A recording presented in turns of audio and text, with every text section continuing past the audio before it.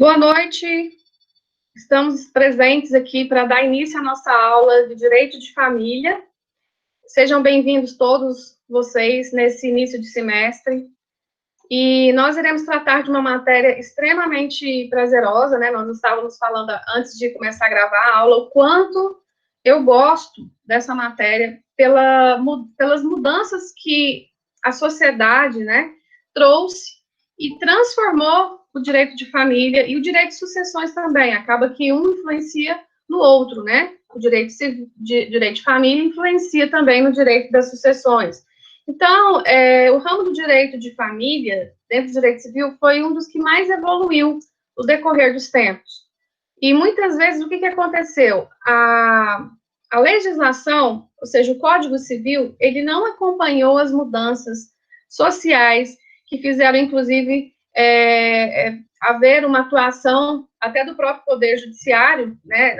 A gente chama aqui de ativismo do Poder Judiciário, criando regras, jurisprudências para poder normatizar, né, essas demandas que estavam sendo pleiteadas de forma reincidente, né? Então, gente, o direito de família, ele é muito prazeroso, ele está muito presente em nossas vidas, porque quem não tem família e quem não tem problema, sempre tem um amigo que tem, um parente que tem, e você conhecendo, né, esse direito, os regulamentos, as normas, e você terá condições de ajudar essas pessoas que passam por essas agruras. Vamos lá, gente. Primeiramente, eu vou disponibilizar aí na tela para vocês o plano de ensino, né? Sempre a gente começa o início da aula com o plano de ensino, para trazer para vocês a ementa, né? A ementa que será trabalhada no decorrer desse semestre. Então, dentro do direito de família, nós temos do direito de família, então nós veremos hoje a evolução histórica, as noções introdutórias, né? Então, nós veremos do casamento, dos efeitos jurídicos do casamento, do regime dos bens entre os cônjuges, da dissolução do casamento, da sociedade conjugal, da proteção da pessoa, dos filhos, das relações de parentesco, da tutela, da curatela e da ausência. Então, gente, a ementa do direito de família é essa, é uma ementa pequena, porém, nós iremos trabalhar vários assuntos dentro, né, desse conteúdo que está constando aqui na ementa. E com relação à nossa, o que é mais importante a gente tem que frisar no plano de ensino é a ementa, né, e a forma de ministrar essa aula. Como serão as nossas aulas? As aulas serão, né, pela forma remota, por enquanto, e as aulas serão dialogadas, expositivas, mas eu vou trazer muita novidade para vocês, um vídeo, né, passar alguma coisa diferente, para a gente engrandecer a nossa aula, né, e como o direito de família permite isso, pela gama de artigos, de vídeos que nós temos, que vai trazer né, uma grandiosidade para a nossa aula. Então, a gente vai trazer, eu quero trabalhar dessa forma com vocês, com artigos científicos, trazendo também vídeos interessantes, matérias interessantes dentro do âmbito jurídico, para que a gente possa ampliar até mesmo nossos horizontes no que tange ao direito de família, né? Então, nós iremos também tratar agora do valor das provas. Como será feito? Estou procurando o tópico aqui. Como a metodologia aplicada, né? Aulas expositivas dialogadas, data show, isso aí se fosse presencial, né, gente? Atividades avaliativas, uso de TICs, né? Esse tipo de tecnologia. Então, essas tecnologias ativas nós iremos também utilizar. Consulta da internet, leitura de livros, artigos, julgados, estudos dirigidos, debates, produção de vídeos, se vocês quiserem, produção de textos, né? Então, nós iremos trabalhar de várias formas nesse semestre. E também, o que é importante a gente frisar é o valor das provas, né? São os valores dessas provas.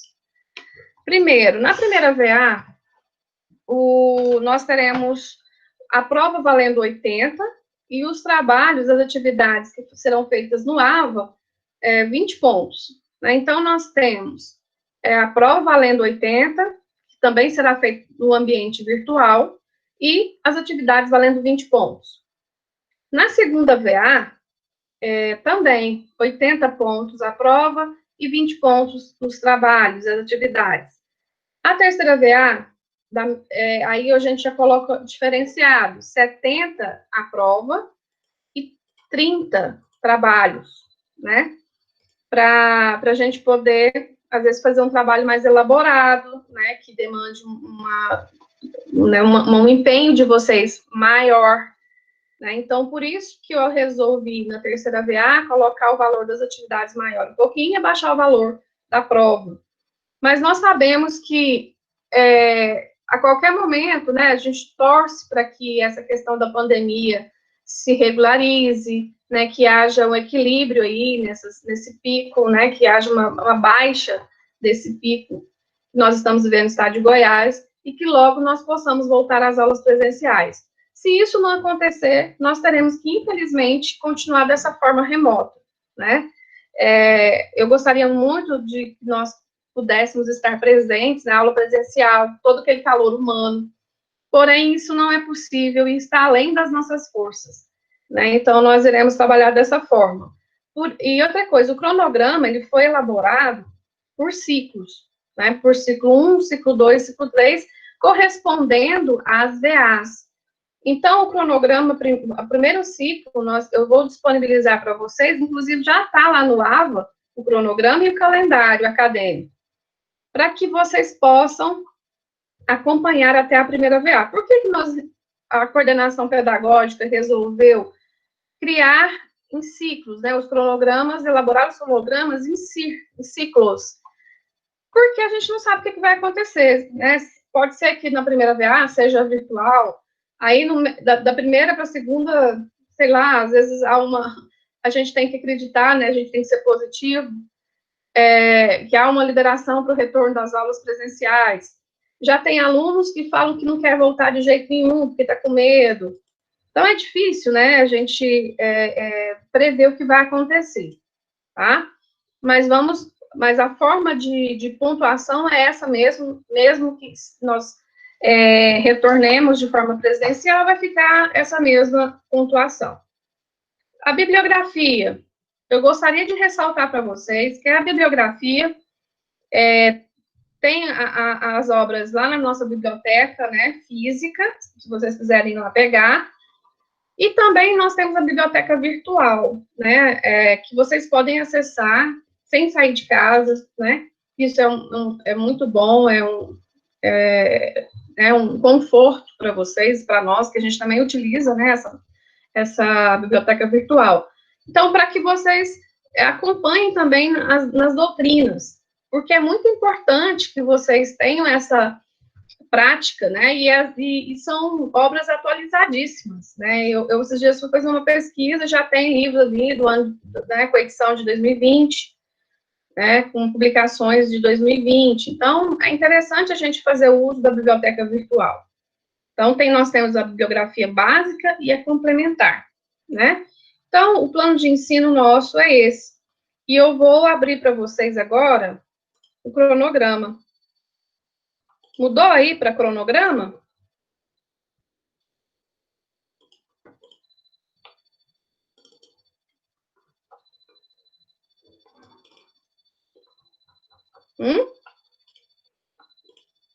Sim? Então, eu vou salvar o plano de ensino e vou passar para o cronograma. Então, gente, o cronograma. A primeira aula que foi ministrada foi na semana passada, né? Aquele webinar contou como um dia de aula, né? Então, vocês tiveram esse evento, né, que contou como a primeira semana de aula. Na segunda semana, que é agora, hoje, né, nós temos o quê? A aula síncrona, que é a aula ministrada online, né, ou seja, ao vivo, apresentação do plano de ensino, introdução ao direito de família, falar sobre as noções gerais, natureza e conteúdo do direito de família. Do dia 20/8, nós sempre faremos atividades, as aulas, perdão, pelo aplicativo Google Meet. Apesar que a Associação Educativa Evangélica adquiriu um também, que está até no próprio AVA, chamado BBB. Então, a gente pode até fazer um teste com ele para saber se vai dar certo ou não, mas, se não, a gente continua aqui no Google Meet, mas eu vou avisar para vocês, tá? Quando eu for mudar para esse BBB, porque eu ainda nem sei ainda manusear direitinho esse programa, bem provável que já vai liberar também para a faculdade aqui por esse BBB, tá? Então, em regra, quando eu não avisar vocês, sempre vai ser pelo Google Meet, tá? Então, nós trataremos na aula 3 sobre o casamento, né, definição, natureza jurídica, formalidades, capacidade. No dia 27/8, também trataremos de casamento. Gente, a parte de casamento é enorme dentro da ementa, né? É muita coisa. Então, nós trataremos dos impedimentos do casamento, causas suspensivas, o processo de habilitação. Dia 3/9, mais casamento. Casamento, parte 3. Aí vem celebração, provas do casamento. Depois vem invalidade do casamento, né? Na aula que antecede a primeira VA.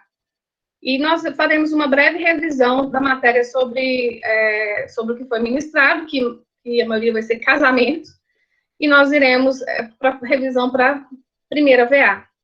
E na semana do dia 14 ao dia 19/9, será realizada a primeira VA no ambiente virtual de aprendizagem. Vai ser lá no AVA, como vocês fizeram no semestre passado. Tá? Esse cronograma também já está disponível para vocês no AVA. Né? Quem já abriu o AVA e já fuçou nele? Já está sabendo mexer? Porque ele está com um novo layout, né? Vocês olharam, já aprenderam a formatar? Formatar não, né? A manusear. Então, é importante, desculpa, é importante que vocês façam isso para que vocês familiarizem com o novo layout do AVA, tá bom? Bom, gente, então, com relação ao plano de ensino e ao cronograma, o plano de ensino ele estará disponível para vocês assim que a professora Geise, a coordenadora pedagógica, dar o aval dela. Aí eu já disponibilizo o plano de ensino também, mas o cronograma e o calendário acadêmico e o material da aula de hoje já estão no AVA. Eu gostaria de ressaltar para vocês que o AVA agora ele está dividido em ciclos, igual nós fizemos o cronograma. Então, nós estamos no ciclo 1, e é lá que será feita a disposição do material. Então, na primeira semana já está lá o vídeo, né, do webinar, e na segunda semana eu já disponibilizei o material para vocês. Depois que a aula é gravada, eu também disponibilizo posteriormente no AVA para que vocês tenham acesso à aula também. Para quem não viu, às vezes alguém quer ver de novo, né? O bom dessa possibilidade, né, de trabalhar de forma remota é essa, né, que vocês podem assistir a aula novamente, e isso numa semana de prova é interessante, né?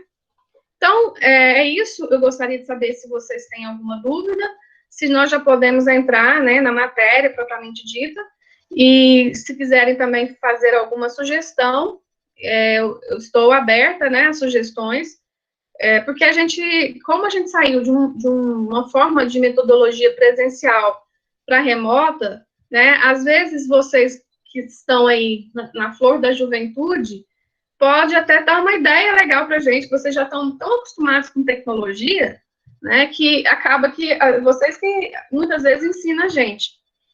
Então, eu estou aí à disposição de vocês, caso tenha alguma sugestão, fiquem à vontade, tá? Podem falar comigo, estou sempre acessível para vocês, ok? Tem alguma sugestão, alguma crítica? O que foi bom no semestre passado, o que foi ruim no semestre passado, que vocês não gostaram, né? Vamos, assim, a gente é bom ter esse feedback, né? que vocês adoraram, imagino que seja as provas do ambiente virtual, né? Porque é bem tranquilo, né, gente? Uma semana de prova e poder consultar até a alma da pessoa, isso é bom, né? Esse ponto é positivo. Outro ponto que vocês, os alunos, gostaram foi porque não tem mais a avaliação multidisciplinar, né? O famoso simulado. Então, não tem mais o simulado nesse ambiente virtual de aprendizagem, ok? Então, é segunda VA normal e nós faremos da forma como foi exposta no plano de ensino, ok?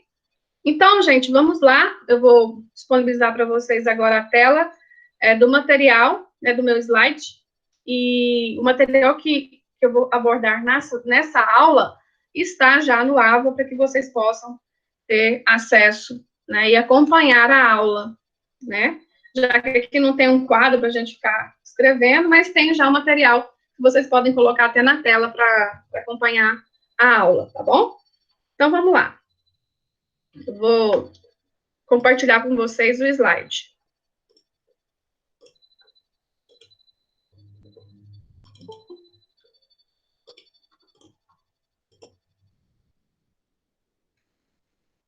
Estão vendo aí o slide?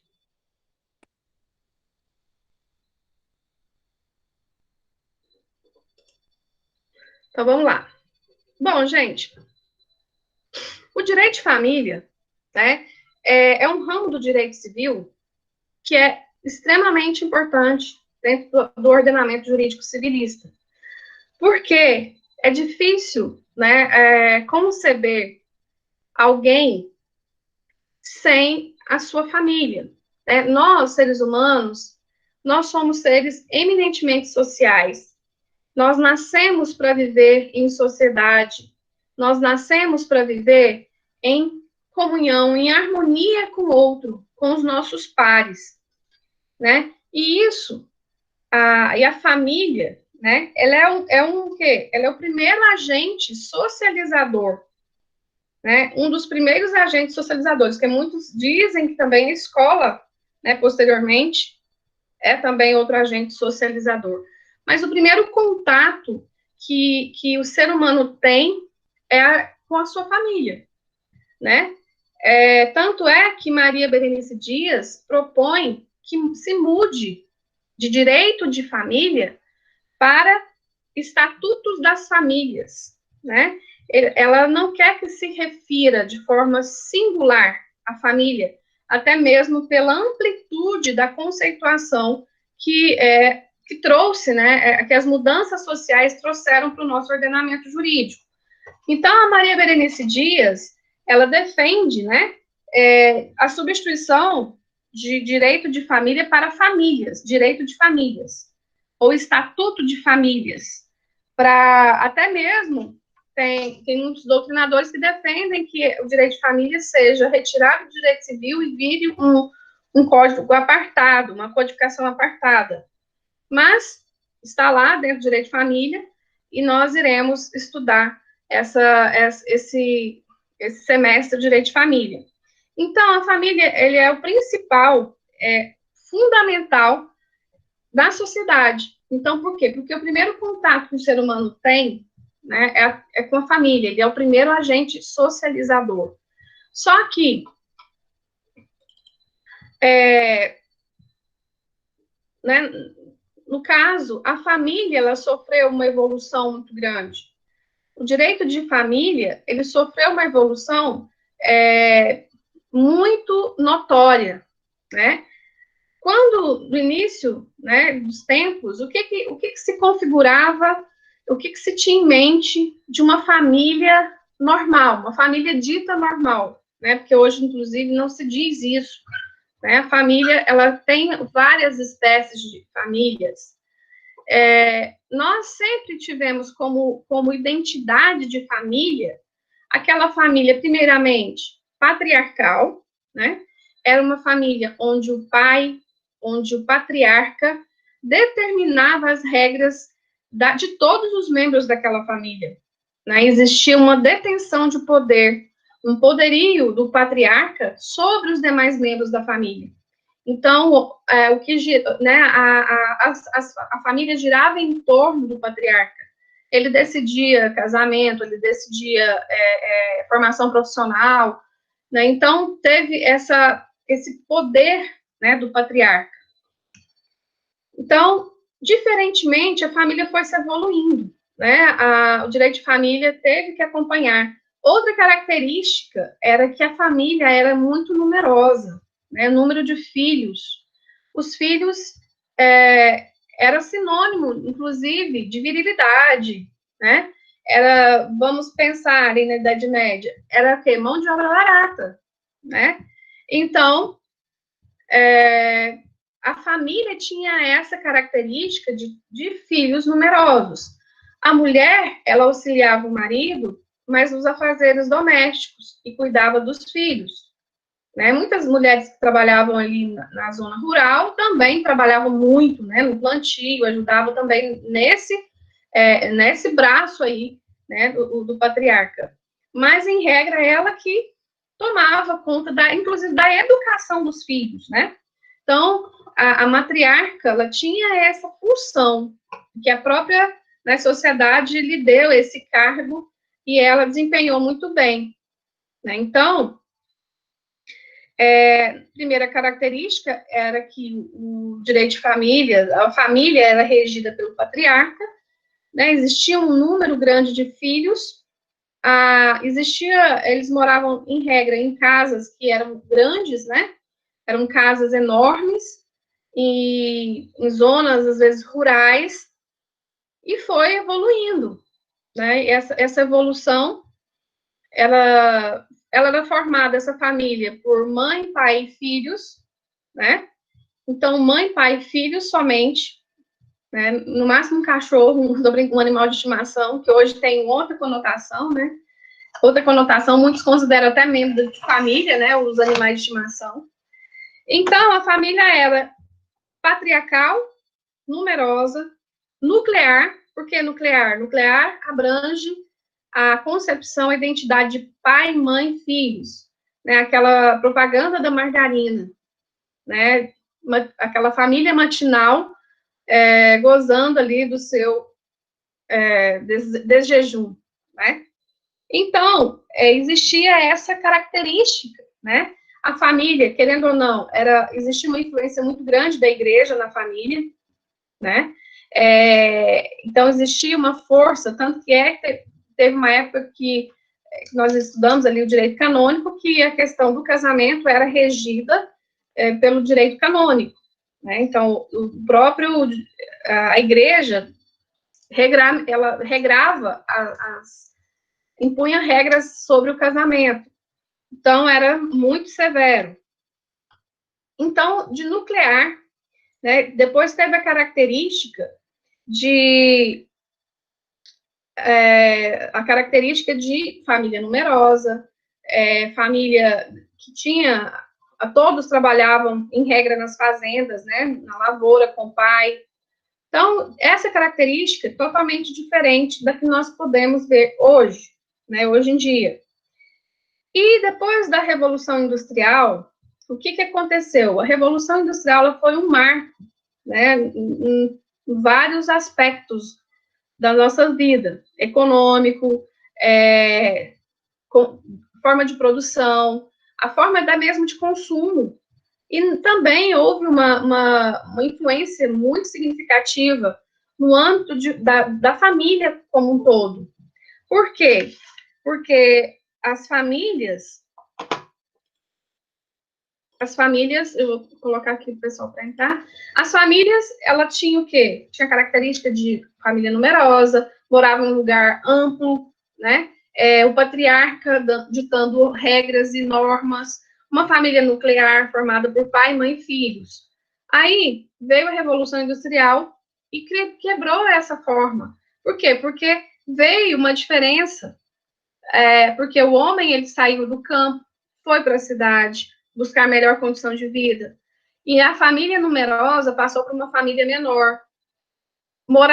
Eles moravam num lugar maior, então eles tiveram que se adaptar num ambiente menor. Com isso, também o número de né, integrantes da família também diminuiu. A mulher entrava aí, né, no mercado de trabalho. Então, nós temos várias características, né, e que trouxeram, que a Revolução Industrial veio e trouxe essa mudança. Mas, mesmo assim, a família continuou sendo patriarcal, né? Continuou sendo nuclear, continuou sendo esse agente socializador, né? Continuou tendo muito poder, né, do patriarca sobre os membros da família. Então, mesmo assim, continuou com aquela característica, né? Mas veio dois momentos também na história que marcou muito a mudança no seio familiar, que foi, primeiramente, a ida da mulher para o mercado de trabalho, né? Isso foi muito interessante, isso mudou completamente, né? O modo dessa família ser conduzida, porque a mulher ganhou o quê? Força econômica. Muitas vezes a mulher era subjugada, porque em decorrência do domínio, não só, né, no âmbito o poder de se abrangia em várias formas do patriarca. Uma delas era da forma do domínio econômico. Né? Então, com a mulher indo para o mercado de trabalho, desvencilhando desse poder, houve uma mudança no seio familiar. A família tomou uma nova conotação, uma nova roupagem, né, melhor dizendo. E depois veio o quê, gente? A pílula anticoncepcional. Então, a pílula anticoncepcional também foi para a mulher uma libertação, né? Por quê? Porque a mulher, ela obedecia ao marido, ela saía do poder do pai, né? E passava para o poder do marido. E ele decidia, e ele determinava o que aquela mulher poderia fazer ou não. Mas a partir do momento em que veio uma entrada da mulher no mercado de trabalho, posteriormente, a criação ali, né, do anticoncepcional, a mulher ganhou uma liberdade de decidir, inclusive, quando ela queria ter filho ou não. Né? Então, ela poderia se dedicar mais ao mercado de trabalho para depois ter filhos. Então, essa família começou a mudar, começou a ser um patriarca, o poder dele já foi diminuindo, né? Aí a matriarca também já tinha um domínio econômico, já tinha uma liberdade. Surgiram, né, várias mulheres ali como chefe de família. É lógico que sofreram preconceitos, né, na época, porque a sociedade era patriarcal. Mas veio a família ser mudada por esses aspectos históricos. Né? Então, a família, ela teve né, vários marcos para que ensejasse a mudança e chegasse nos dias atuais, como ela é. Né? Vários aspectos aí, várias espécies de famílias, de entidades familiares que hoje existem. Né? Que a própria Constituição Federal, ela traz não só o casamento como entidade familiar. Uma característica também, que é muito interessante, marcante, era a concepção de família. Somente a prole, né, só podia ser concebida através do casamento. O casamento tinha uma força muito grande. Não se poderia conceber a criação de uma família sem que houvesse o casamento, né? Então, a pessoa, era inconcebível uma mãe solteira, uma pessoa que estivesse querendo uma produção independente, né? Era, assim, inconcebível. E hoje nós vemos tão diferente, né, gente? As mulheres, tem muitas que são chefes de família, tem muitas que são mães solteiras e desempenham papel com preciosidade. Então, eu acredito que houve essa evolução e esses pontos foram positivos até então, né? Hoje, a família, ela mudou totalmente. Ela passou a ser uma família não nuclear, uma família que não é matrimonializada, né? Que era uma família matrimonializada, ou seja, só poderia haver a concepção de família em havendo casamento, só através do casamento. Isso em razão da força da igreja, né, do poderio da igreja, incentivando as regras que regiam o casamento. E hoje não há possibilidade de conceber a família somente no âmbito, né, do casamento. Nós temos várias espécies de família, família homoafetiva, família eudonista, família anaparental. Então, nós temos várias espécies de famílias hoje, né? Então, não podemos... Então, passou de matrimonializada para uma família que o afeto é o esteio dessa família. Hoje, o direito de família, ele enaltece esse princípio, o afeto se tornou um princípio do direito de família.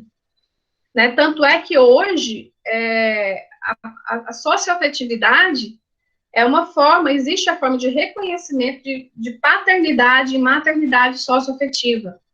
Né? Então, o afeto se tornou o centro dessa entidade familiar. Então, passou de um número grande de filhos para um número pequeno de filhos. Hoje, as famílias são um ou dois filhos, né? Em regra, elas não, até mesmo pelo fato de todos terem que trabalhar, né? Então, realmente fica inviável ter muitos filhos. Hoje, a mulher se casa mais tarde, né? Ela se casa mais tarde, ela se dedica à vida profissional. Então, essa família deixou de ser matrimonializada, patriarcal, nuclear, né? Hoje ela não é nuclear, não é composta somente por pai, mãe e filhos, né? Então, hoje ela é bem mais ampla. A conceituação de família, ela tem uma amplitude maior hoje, tá? Tendo como afeto, como esteio, como princípio. Né? E o afeto, ele vem não de uma imposição legal, porque é difícil, a lei, né? Ela não conseguiu ainda impor o afeto, né? Até a gente brinca que no direito de família, alimento é obrigatório, mas o afeto ele não é obrigatório. Como é que você vai exigir que um pai ou uma mãe ame seu filho? Não tem como. Parece que é uma coisa natural, né, gente? Advém do direito natural, mas não é. Então, o afeto não é obrigatório. O que é obrigatório é a manutenção, é a providência, né? A provisão daquela criança. Mas o afeto ele não é obrigatório, ele vem com a convivência entre os membros familiares, né? E o afeto se tornou um princípio do direito de família.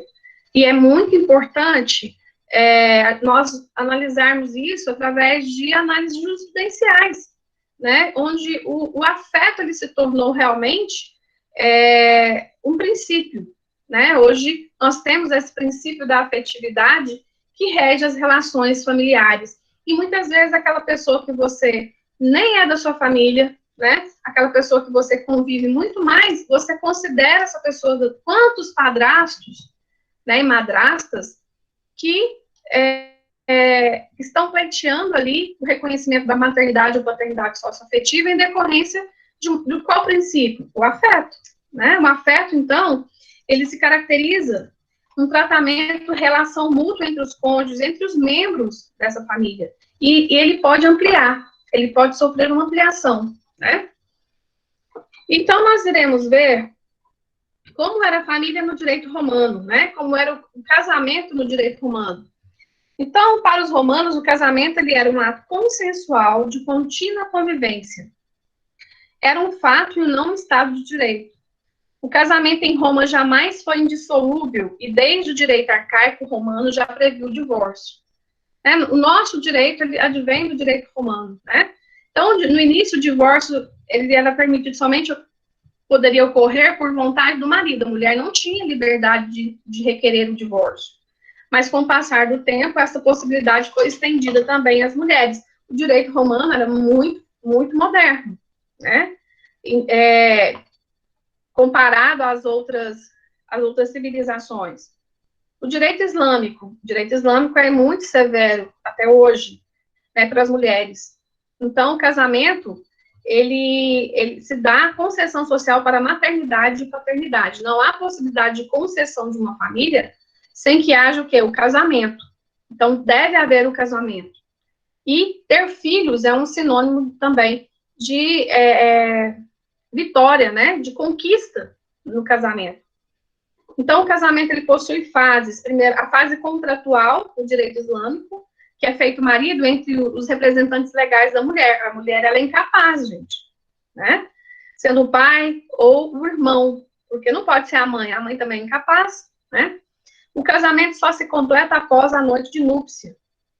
Então, após a noite de núpcias, o casamento, ele é formalizado. As famílias poderiam intervir diretamente no matrimônio, poderiam e intervêm até hoje, né?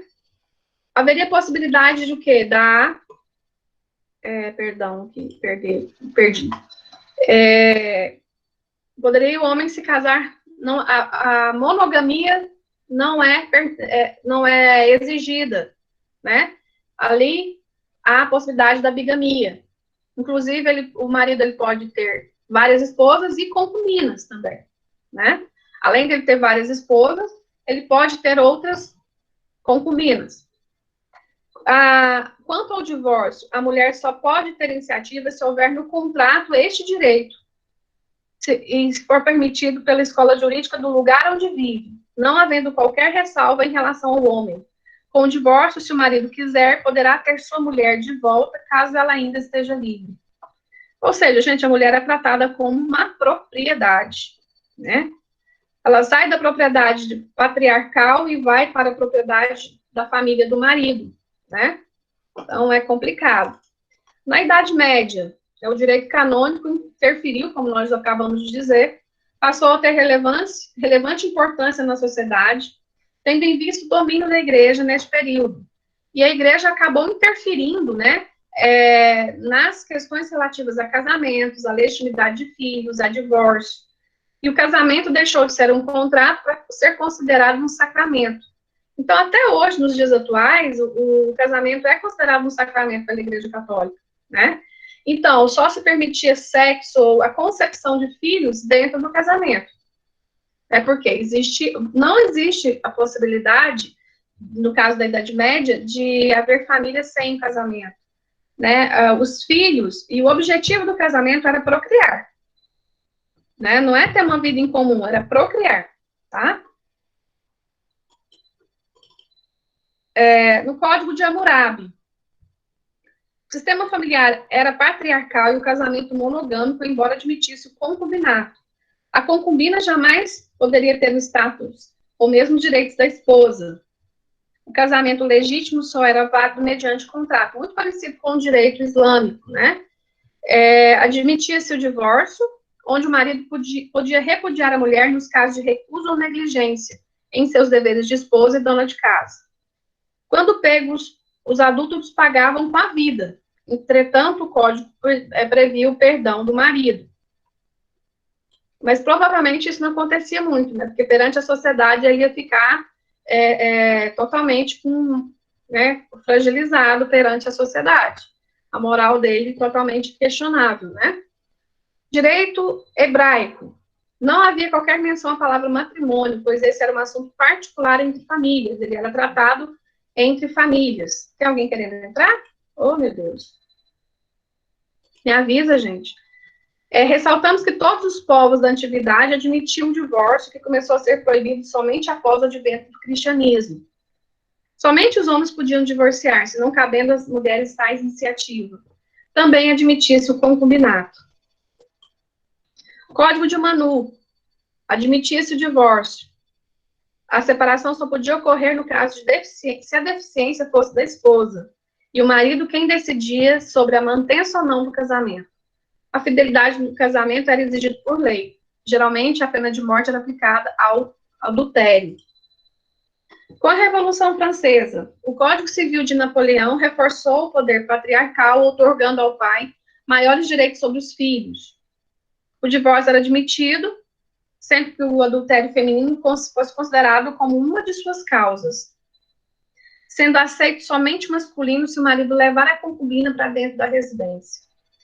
Também havia diferenciação quanto aos filhos, sendo considerados filhos legítimos e ilegítimos. E os ilegítimos, gente, não era considerado herdeiro, não podia, eles viviam à margem da sociedade, né? Não poderiam, inclusive, ser reconhecidos.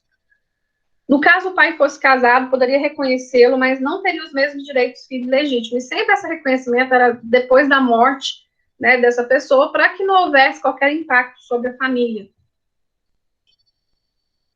Bom, a evolução histórica no direito brasileiro.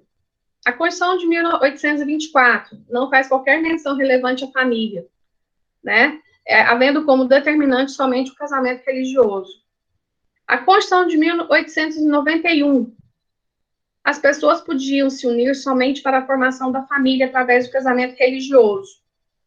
A partir de então, passou-se a admitir o casamento civil indissolúvel, não concebia a possibilidade de divórcio, desquite, né, no caso. 1934, houve a possibilidade da determinação da indissolubilidade do casamento, ressalvando somente os casos de anulação ou desquite. E também, né, houve a possibilidade, ou seja, foi autorizada a mulher a votar. Constituição de 37, retirada da possibilidade de efeitos civis aos casamentos religiosos. Casamento indissolúvel. A Constituição de 1946 não inovou no conceito de família. A de 1967 era considerada família somente aquela constituída pelo casamento civil. Aí houve uma alteração com a lei do divórcio em 77, né, passando a possibilitar ali o divórcio. A Constituição de 88, aí foi ótimo, né? Porque a Constituição de 88, ela trouxe um novo modelo de família previsto no artigo 226. Tanto é que lá reconhece não só o casamento como uma entidade familiar, mas a união estável, né? Então, ali, a Constituição Federal realmente trouxe uma nova visão, né, do direito de família, no aspecto da família como um todo. Em 2002, veio o novo Código Civil, que sepultou a letra morta do Código de 1916. Em 2007, veio a Lei 1441, que é o Estatuto da Mulher Casada, que passa a prever o fim do casamento através de escritura pública do tabelionato, desde que os filhos sejam maiores e capazes. Em 2008, surge a regulamentação da guarda compartilhada. Em 2010, a Emenda Constitucional 66 acaba com a separação e atualmente o casamento vai direto para o divórcio. Não existe mais a culpa na separação e no divórcio. Então, gente, após a Constituição Federal, muita coisa mudou, né? Hoje há o reconhecimento de espécies da entidade familiar, não só o casamento, mas a união estável também está prevista ali na Constituição de 88. E também a família que é constituída pelo pai ou pela mãe e os seus filhos, né? Então, também é considerado uma entidade familiar. A família, ela goza de proteção constitucional, previsto no artigo 226 da Constituição Federal, e afirma que a família é a base da sociedade e possui especial proteção do Estado. Então, gente, aqui a Constituição Federal também trouxe vários princípios que mudaram, tais como o princípio da igualdade, o princípio da proteção dos filhos, o princípio da igualdade entre homem e mulher e também com relação à igualdade dos filhos, não havendo ali a possibilidade de haver o filho, né, ilegítimo, o filho bastardo. Direito de família. Então, o direito de família hoje ele é um complexo de regras que regulam a celebração do casamento, a sua validade, os efeitos, qual o regime de bens que vai ser adotado por esse casamento, né? Se vai ser feito pacto antinupcial ou não. Então, é um conjunto de regras que permeiam, né, e que regem o casamento, tá? Então, é um ramo do direito que disciplina organizações e as relações das pessoas ligadas por um vínculo de sangue, afinidade e afetividade. Bom, tipo de família existente hoje, gente. Hoje, a família, ela passou por uma mudança completa. Então, nós temos a família pluriparental, né? As que estão previstas na Constituição Federal são só 3. Isso as espécies de direito de família previstos na própria doutrina, tá? Então, na Constituição Federal, só a possibilidade da existência de 3 espécies de entidades familiares através do casamento, união estável e do parentesco entre, né, do pai e dos seus filhos, e mãe e seus filhos. Então, o que vem a ser uma família pluriparental? A pluriparental é quando existe o quê? A pessoa já é casada, divorcia, e casa com outra pessoa também que já tem filhos. Aí eles se juntam e constituem uma família. Então, uma família pluriparental é aquele filme, não sei se vocês lembram, Os Meus, os Seus e os Nossos. Né? Então, é uma junção de famílias. Né? Então, a pessoa já traz consigo filhos, a mulher também já traz consigo outros filhos, e juntos eles constituem e formam uma família. Inclusive, às vezes, tendo até mesmo os filhos biológicos, que ali são irmãos unilaterais, tudo junto, né? Tudo junto e misturado. Paralela. Ela ainda não é reconhecida pelo direito. Família paralela é aquela família que está à margem, né, da proteção do Estado, né, no caso de concubina, do concubinato. Às vezes a pessoa ela é casada e tem uma outra família que realmente não será reconhecida como entidade familiar, uma vez que não há a observância dos requisitos e dos direitos relativos ao casamento. Um deles é a monogamia, né? A infidelidade aqui já é constatada, uma vez que a pessoa tem uma família e tem uma outra família paralela. Né? Então, complicado.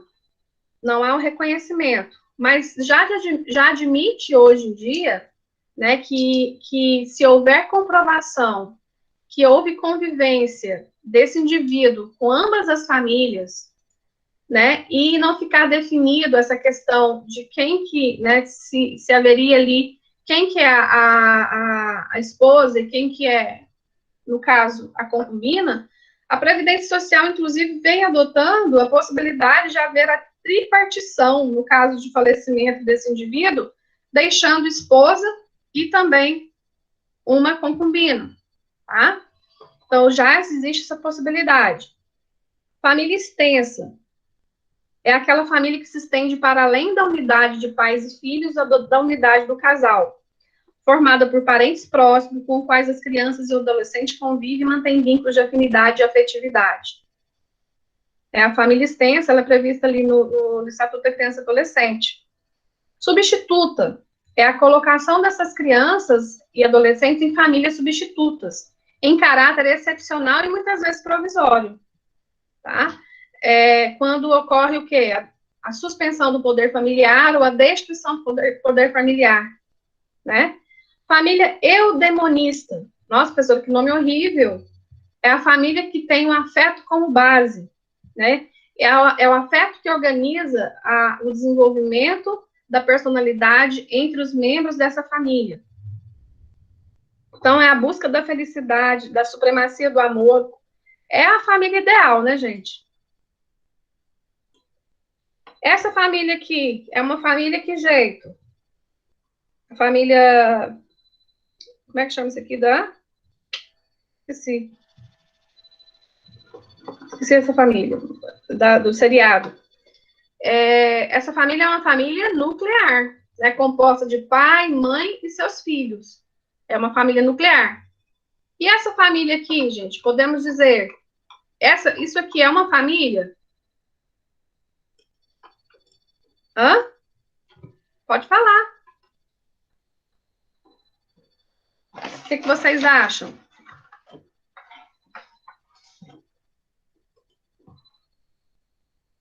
Gente, pode conversar comigo. Hã?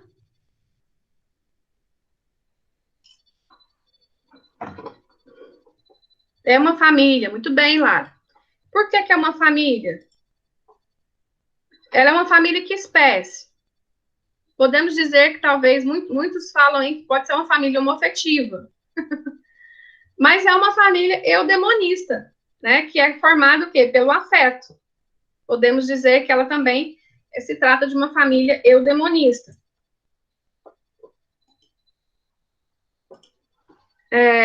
Aqui nós falamos das espécies de família alguma, né? Só para trazer uma característica específica dessas famílias. Vamos falar um pouco, né, das características dessa família, do casamento. É intransmissibilidade. A característica, peraí, deixa eu achar aqui. Está no material de vocês também.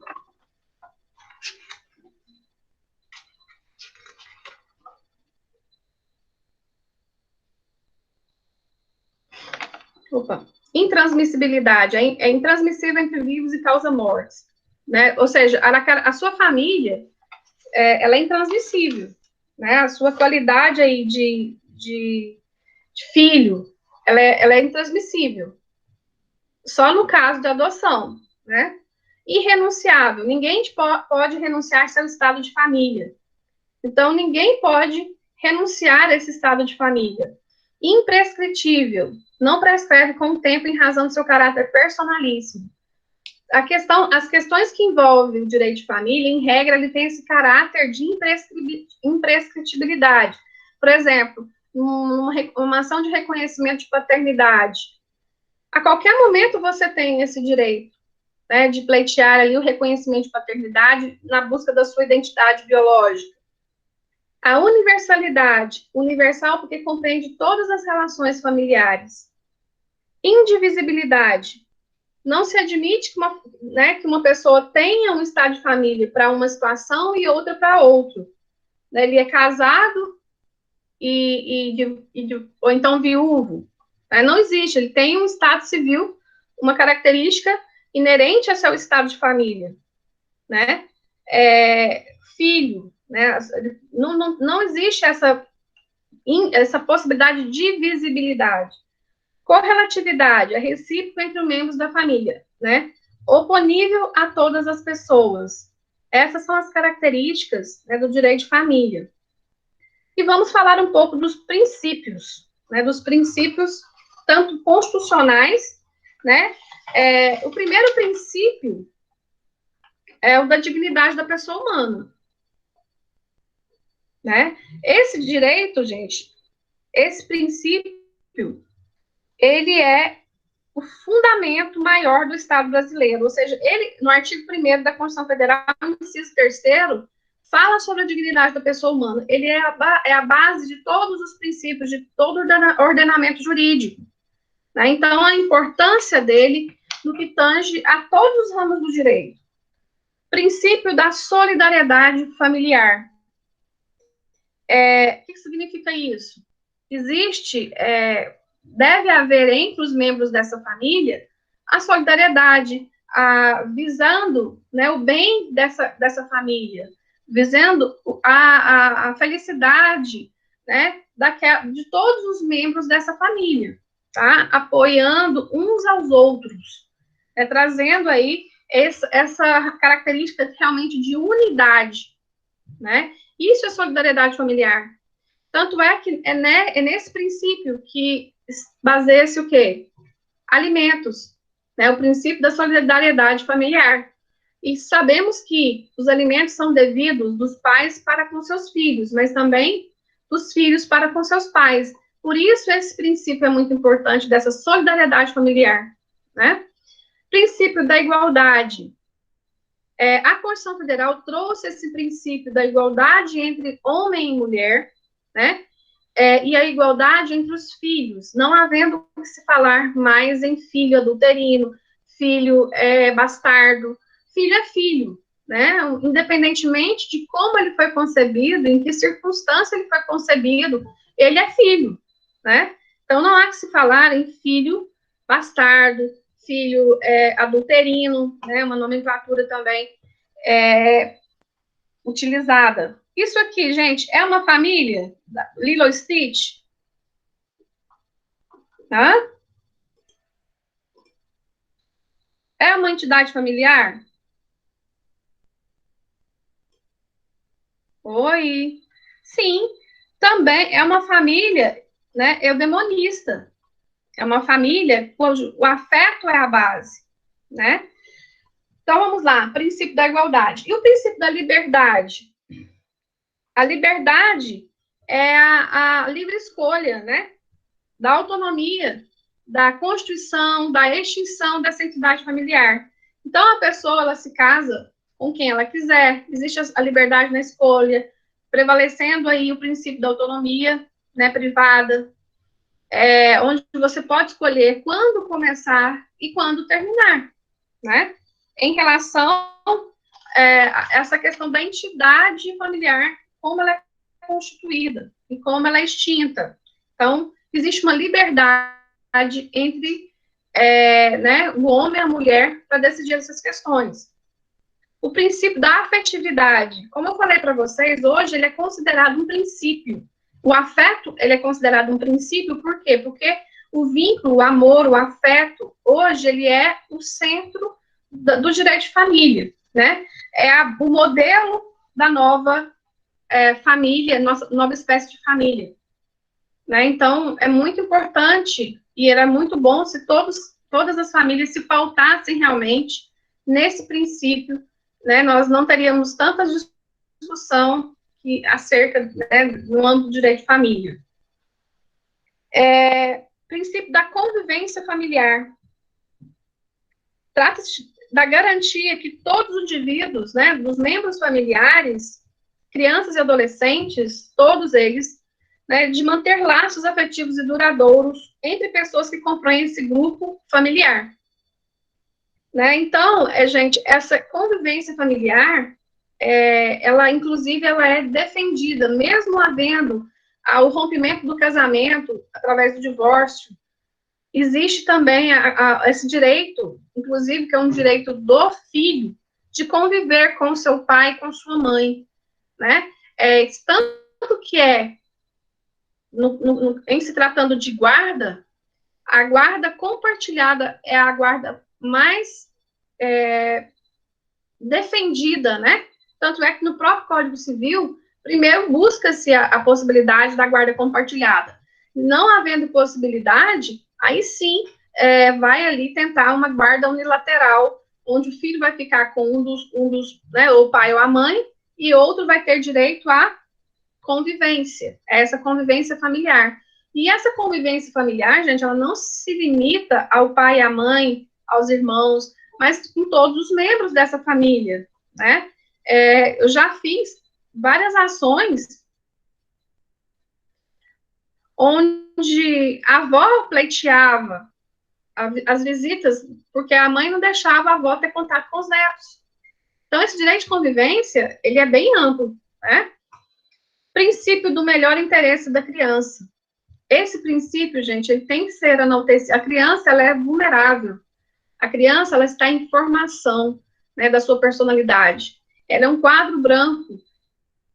Então, ela necessita dessa proteção. Ela necessita de que o pai, a mãe e o próprio Estado a defenda, né, a proteja, sempre imperando ali o melhor interesse da criança. Por exemplo, no divórcio, se não for possível haver a fixação da guarda compartilhada, o juiz ele vai decidir, se houver litígio, ele vai decidir entre a guarda ou do pai ou da mãe, por base, né, tendo por base esse princípio do melhor interesse da criança. Por quê? Porque ali o que interessa é a proteção dessa criança, né? O que interessa essa criança ser criada num ambiente harmonioso, né, tranquilo. Não leva em consideração a questão né, da possibilidade econômica ali do pai ou da mãe. Não se leva em consideração só isso. Leva-se em consideração um conjunto de elementos para que se decida o que é melhor para essa criança. Então, nós temos a proteção constitucional das entidades familiares. O artigo 226 da Constituição Federal prevê, né, 3 espécies de família, de entidade familiar. O casamento, a união estável e as famílias monoparentais. Tá? Então, são 3. Contudo, esse rol não é taxativo. Esse rol, ele é exemplificativo. Ok? E nós temos o princípio da liberdade constitucional no planejamento familiar. Então, existe uma liberdade entre as pessoas, né, os membros da família, entre o pai e a mãe, de definir a questão do planejamento familiar. O Estado ele não pode interferir, tá? Logicamente, a gente vê tanta coisa, né, tantas pessoas que não têm condições financeiras, tendo um número de filhos enorme, né? Esses dias eu fui fazer uma visita para uma pessoa, a gente estava ajudando essa pessoa, gente, ela tem 9 filhos, e ela tem 30 e poucos anos, é uma pessoa que, com certeza, se ela não for, não fizer, né, a laqueadura, ela vai continuar tendo filhos, e uma pobreza extrema. Não estou defendendo aqui né, a laqueadura compulsória, não, tem que ter informação para essa mãe, né, que ela tem informação de como haver ali né, o controle, sem que haja, sem que, né, crescer e multiplicar-vos, já foi, né, a gente tem que ter consciência que a vida é difícil, que essas crianças, elas estão fora da escola, não têm uma vida,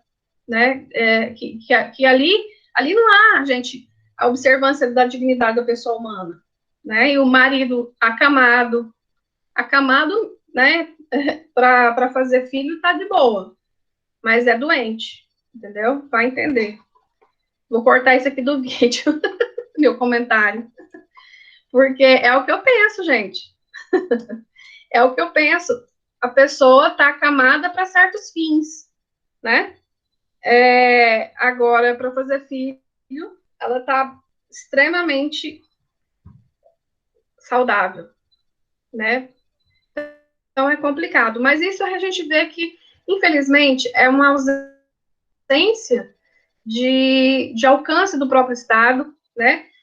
Porque não tem conhecimento, as pessoas não têm conhecimento, não usa contraceptivo. A mulher poderia muito bem colocar um DIU, né, tomar anticoncepcional, que ela pode pegar de graça, mas isso não ela não tem esse conhecimento, né? A vida dela é tão miserável que ela não tem nem condições, a possibilidade de passar isso pela cabeça dela, ou então procurar ajuda, né? Ela não tem essa iniciativa, por ausência de conhecimento. Agora, eu acho que também é uma ausência do Estado, no sentido de que, próxima à casa dessa senhora, tem um postinho, né? Falta esses profissionais, né, que deveriam ser bem pagos, fazer esse tipo de trabalho, né? E a gente, eu participo de uma igreja que teve uma época que a gente fez um trabalho interessante nos bairros aqui de Anápolis, e tinha uma senhora lá, já velha, né? E ela tinha 5 filhos, e ela estava grávida de outro, porque o marido não permitia que ela tomava anticoncepcional, né? Ele falava que isso é coisa de puta, que não poderia tomar anticoncepcional. Então, ela vai até, né, até morrer, porque já compromete ali a saúde daquela mulher. Então, a gente vê cada coisa, né, que realmente a gente até desacredita. Ok? Então, gente, com relação à nossa aula de hoje, eu trouxe, né, esse slide para mostrar para vocês as espécies de família existentes. Né, aqui, ó, tartarugas ninja. Adoro pegar desenho animado. Tartarugas ninjas é uma forma de família? Sim, né? É uma família que é formada pelo afeto. O Bob pai e Bob filho é uma família monoparental, né? Que é, inclusive, defendida e aceita como entidade familiar pela Constituição Federal. O Patrick e o Bob Esponja também é família? As más línguas falam que é um desenho homossexual. Existe uma família homoafetiva, né? Então, aqui nós temos exemplos das entidades familiares, né? Que nós temos várias espécies de entidades familiares. Nós temos a entidade, né? A homoafetiva, a família, o solteiro, né?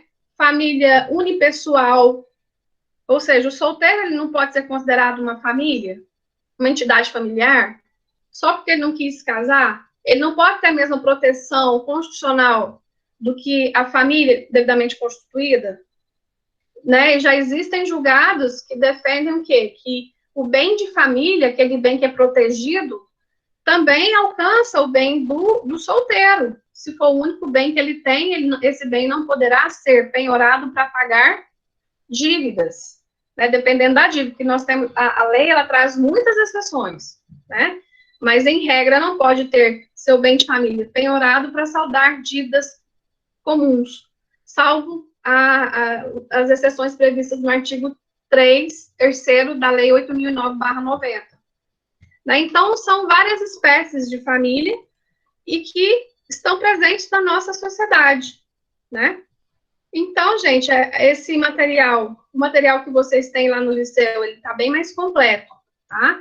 E eu vou passar um videozinho para vocês que trata a respeito dessa pluralidade de famílias, ok? Vou abrir aqui.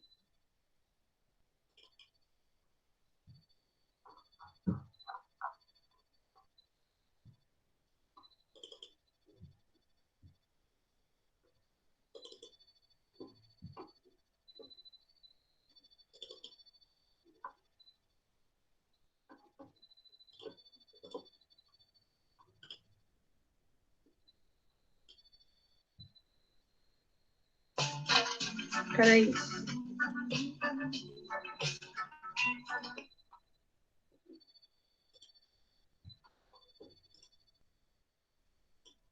Vou abrir aqui, vou tentar abrir.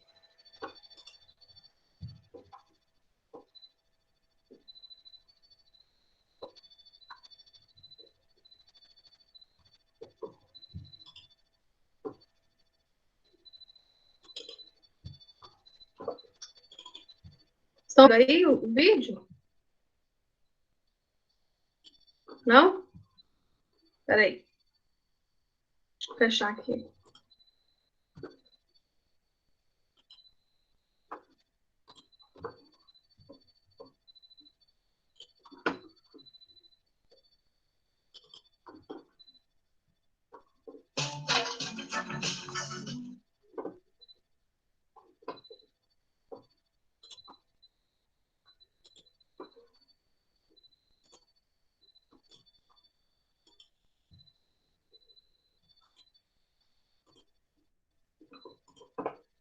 Ô, gente, cadê? Peraí que eu tô apanhando aqui desse trem.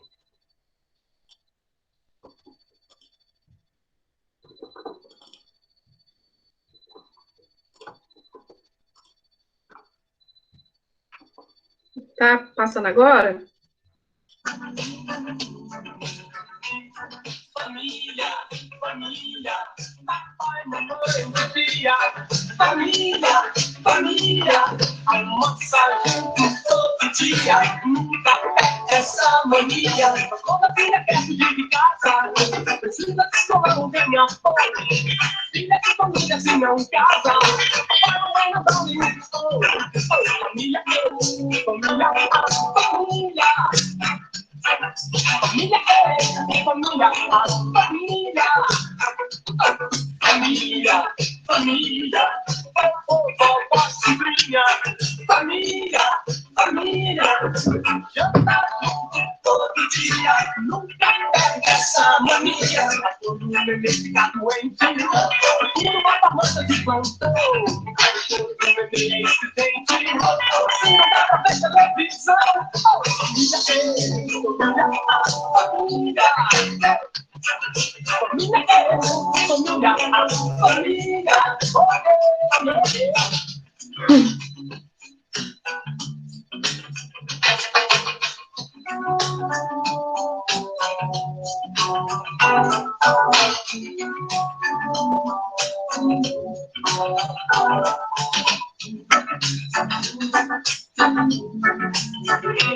família família, família, cachorro, gato, galinha, família, família, vivem junto todo dia, nunca perde essa mania. A mãe morre de medo de barata, o pai é com medo de ladrão, lugares sem descida pela casa, botaram baseado no portão.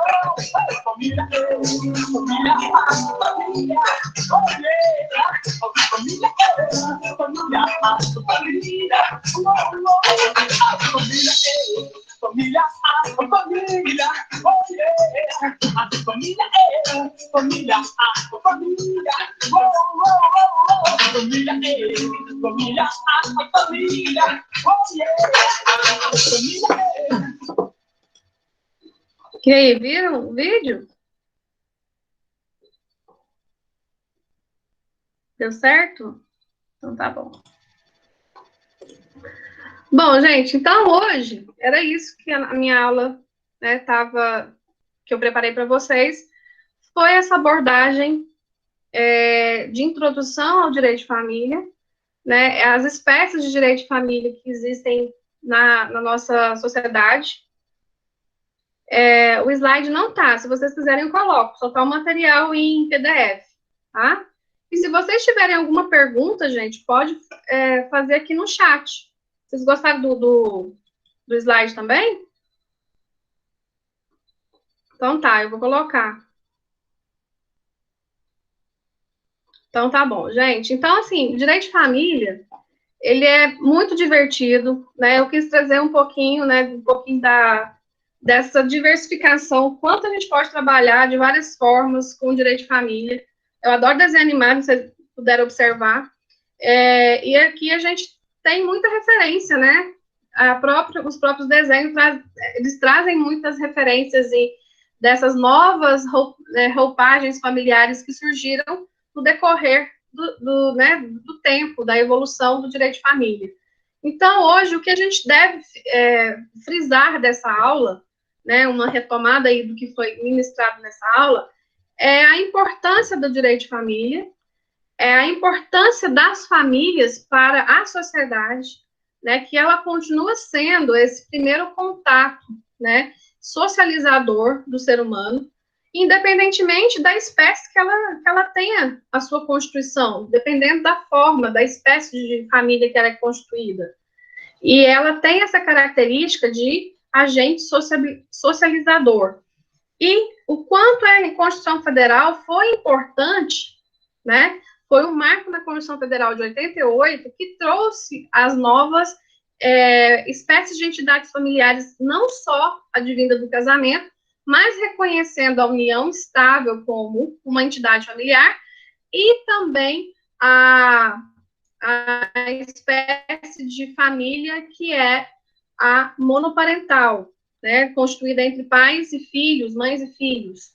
Né? Então, hoje, o que a gente traz para vocês a respeito dessa introdução ao direito de família é antigo, é antigo.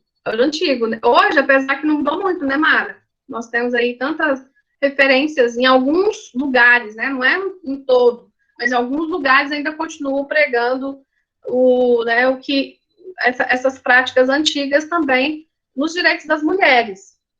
Né? Existem várias que já estão, né, já têm esses, às vezes, já se desvencilharam dessas regras, né, desse patriarcalismo, mas o que houve também com a Constituição Federal foi a despatriarcalização do direito de família, ou seja, o pai não mais como centro, o patriarca não mais como centro, né, dessas famílias que existe. Né? Então, hoje, não é desmerecendo ali a autoridade do pai, a autoridade, não.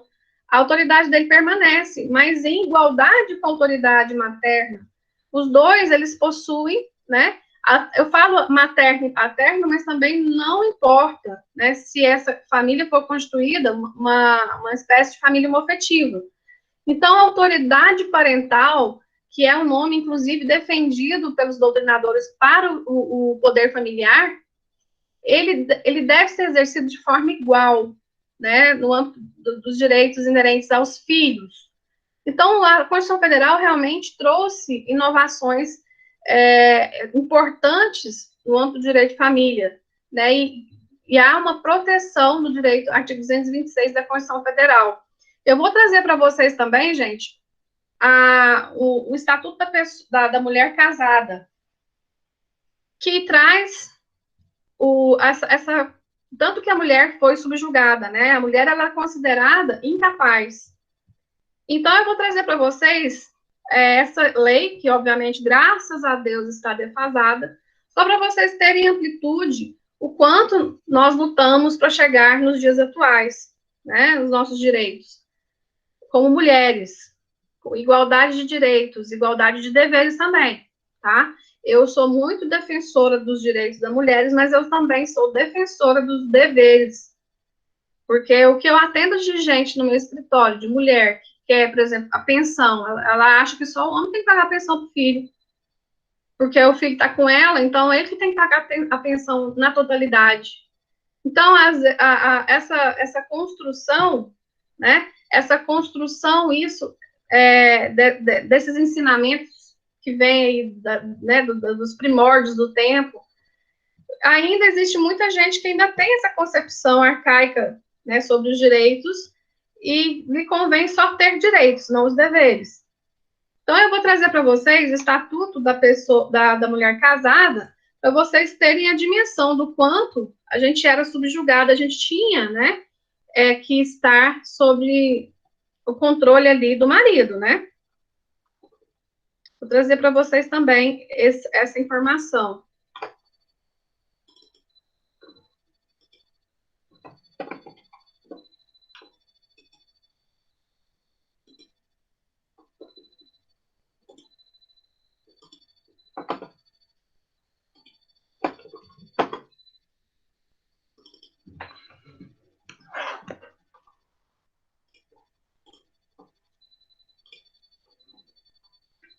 Estão vendo aí? Tá dando para ver, né? O estatuto. O estatuto, né, da mulher casada. Lei 4.121 de 1962. É uma lei extremamente defasada. Mas, gente, aqui a mulher ela é considerada incapaz, né? Olha, artigo 223. O marido é o chefe da sociedade conjugal, função que exerce com a colaboração da mulher no interesse comum do casal e dos filhos. Compete-lhe representar a representação legal da família, a administração dos bens comuns e dos particulares da mulher, ou seja, a mulher também tinha que ser, né, a administração do bem que era dela também, o marido que administrava, o direito de fixar domicílio da família, ressalvada a possibilidade de recorrer à mulher ao juiz, no caso de deliberação que a prejudique, promover a manutenção da família e guardar as disposições dos artigos 275 e 277. A mulher assume com o casamento os apelidos do marido e a condição de companheira, consorte e colaboradora dos encargos da família, cumprindo-lhe velar pela direção material e moral desta.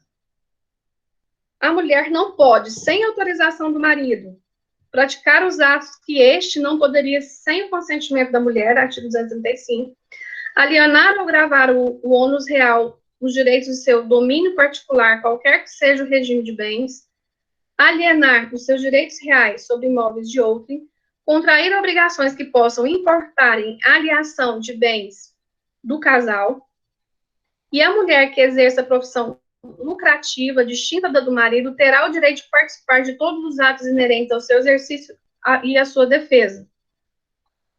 O produto de seu trabalho, assim, oferido e os bens com ele adquiridos constituem, salvo estipulação diversa, em pacto antinupcial, reservados, dos quais poderá dispor livremente com observância, porém, no preceito da parte final do artigo 240 e nos números 1 e 2 do artigo 242. A mulher casada pode livremente exercer o direito que lhe competir sobre as pessoas e bens dos filhos de leito anterior, desobrigar ou reivindicar os imóveis do casal que o marido tenha gravado ou alegado sem a sua outorga, o suprimento, anular fianças. Aqui, ó. Este direito prevalece, esteja ou não a mulher em companhia do marido, ainda que a doação dissimule a venda do contrato, ela poderá dispor de bens adquiridos na conformidade no número anterior de qualquer outros possua livre da administração do marido, não sendo imóveis.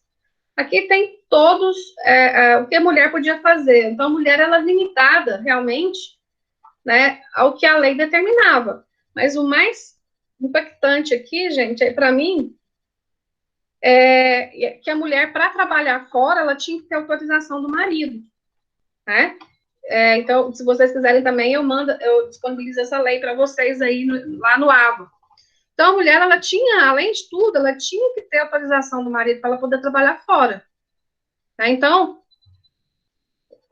nós conquistamos muitos direitos, né? Graças a Deus e graças à evolução.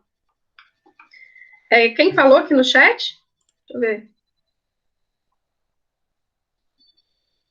Então, gente, a nossa aula, eu espero que vocês tenham gostado. Eu sempre vou trazer alguma coisinha, um vídeo. Eu quero trabalhar também com. Eu tenho um vídeo forte quando a gente for trabalhar alimentos, reconhecimento de paternidade. Então, nós vamos trazer muita coisa legal para dinamizar essa aula o máximo possível. Essa parte introdutória parece. Eu quis simplificar bastante para que não fosse maçante. Eu tenho certeza que vocês já conheciam toda essa história, toda essa saga, né, da mulher, e nós, com certeza, teremos momentos agradáveis aqui juntos, mesmo separados, teremos momentos de ensino e troca de conhecimento. Espero que vocês tenham gostado, fiquem com Deus e até a próxima aula, tá bom? Bye, bye. Um beijo, fiquem com Deus. Bom final de semana.